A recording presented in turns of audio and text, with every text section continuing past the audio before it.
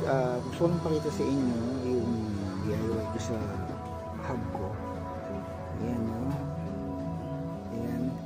Ang ginawa ko guys, magpapalit ako nung bearing. So tinanggal ko na yan. Ayan guys, tinanggal ko na. Ito yung papalitan ko. Hindi yan. So guys, ito pala. Yung 6301. Ayan, alog na rin. So, tatanggalin na natin. Ayan guys, di ko ito ginagawa. Dati nga ginagawa ko na. Kasi na-realize ko talagang murang-mura lang magpagawa. Alam nyo ba, umorder ako sa Lazada. Wala pang 50 yung bearing. Pag bumili ka kasi nito sa motor shop, nasa 100 plus labor pa. So, doble talaga yung gastos, no? Ngayon, ito yung medyo bago-bago. Nagtitipid ako. Ito lang pinilitan ko. Ngayon, nung binuksan ko uli ngayon, ito yung babalik ko pa kasi wala pang halong siya guys. So, pwede pa siya. Pero, o-order na ako sa Lazada nito. 2 piraso. Para may reserva na ako. Kasi wala pang 50 siya guys. Meron ka ng reserva.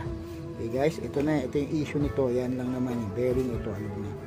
So, ayan o. Papakinggan nyo, alog na. Alog na. So, yan yun. Yan yung nagiging cost na. Kasi ako wala akong pakialam dati. No? Pag nagigig ako hanggang sa ano yung todo ba hanggang sa masira na ngayon na-realize ko ang laki ng gastos pag pinapagawa mo ng pinapagawa kasi nga sinasagad mo sisira yung mga pyesa nagagamit pa iba ngayon ako na nagkakalas ito nga yan. So solve na yung issue ko sa bearing no, solve na yung issue ko sa bearing yan. So bibili na lang ako nito. Itong 62 ano ba to? 6301. Wala pang 50 sa 30 lang yan, 27. Saka itong isang bearing din sa hub ng ano. Wala pa. So dalawa nga binili ko So wala pa. Isisandaan mo, dalawa ng bearing. So may reserva ka na. So pag nagkaroon ng problema, magagawa mo na siya. Ayan guys. Saka madali lang pagtanggal guys. Ang ginawa ko, kasi nakakabit nga itong isang to, nakakabit dyan, pinukpok ko lang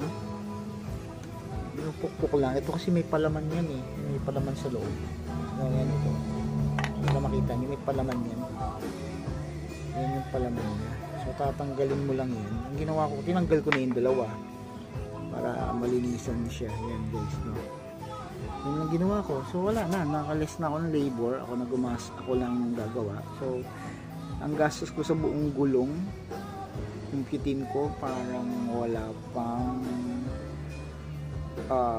kung yung pinitan lang yung sira wala pang 100 kasi yung labor sa akin wala pang 100. Ayan na. So ito ang last issue na lang nitong hub ng ano na to is yung kanyang rayos. Meron siyang rayos dito guys, putol dalawa. So ito yung next ko kong tatanggalin yung rayos kasi meron dyang putol na. So tatanggalin natin to. Ako naman nagkakalas nito, marunong na ako magkalas So tatanggalin ko lang yung dalawang sira, papalitan ko, bibili ko. So alamin ko, bibili ako sa store kung magkano. Siyempre para ma-compare natin sa online shopping kung magkano. So sigurado mas mura sa online shopping. Sa shipping fee naman kasi babayaran kaya medyo mas Ayan guys ha, tipid na, wala pa 100 ng gastos Ayan yung gulong ko, mura lang yan kasi puro online lang, 1 taon na rin din nagagamit. So yan, less nakatipid sa pagkaano, gamit akong pangkalas, yung dinadala ko pag dig ako, pag nasisiraan ako ng gulong ko na nababaklas. Kaya may mga tama yan dahil sa gumagawa, sabi ko ako na lang. Kasi pag pinagawa mo sa vulcanizing, lalong masisira lang. Okay lang na ako makasira.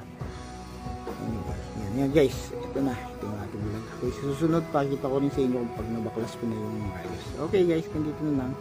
Bearing